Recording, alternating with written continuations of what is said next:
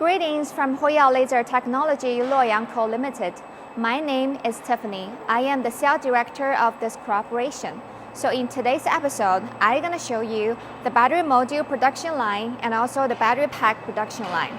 So this whole production line, the efficiency can reach like 12 ppm. Efficiency is like pretty high.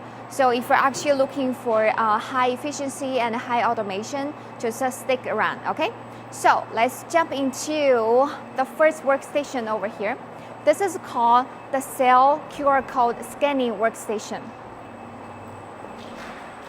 Oh, and also from this area, this is the area you need to hold for your battery cell. So you have to remember that the floor have to be strong enough to hold all the battery, okay?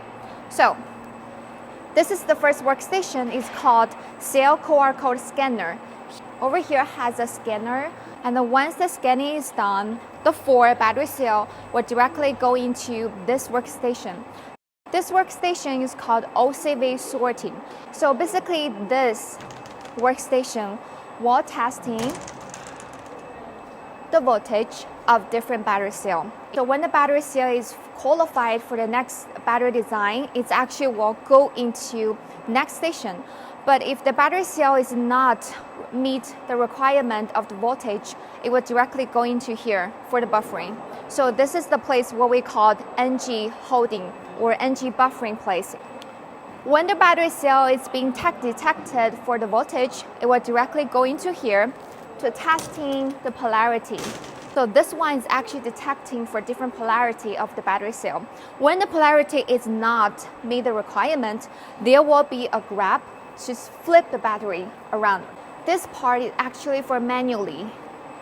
So we're designing for workers. Apply this kind of a glue strip on the top of the battery cell. Now let's move to this robo arm area. The number 1 robo arm will grab 4 battery cell and then put on this rotatory table 4. And when the rotatory table is full of the battery, usually it's like each one is like 8 batteries or 10 batteries or 13 battery or even reach 16 battery. For this one can reach to 16 battery for each lane. So when this one is full, this side table will rotatory for another side. So this number 2 robo arm will grab this battery module and then move on here to this 1, 2, 3, 4, what we can see pressing table or stacking table. And then when this battery is on this location, it's actually from this pressure to press all the battery cell to put them together. The workers actually installed the steel belt on the top of the battery cell to fix the battery to make it not moving.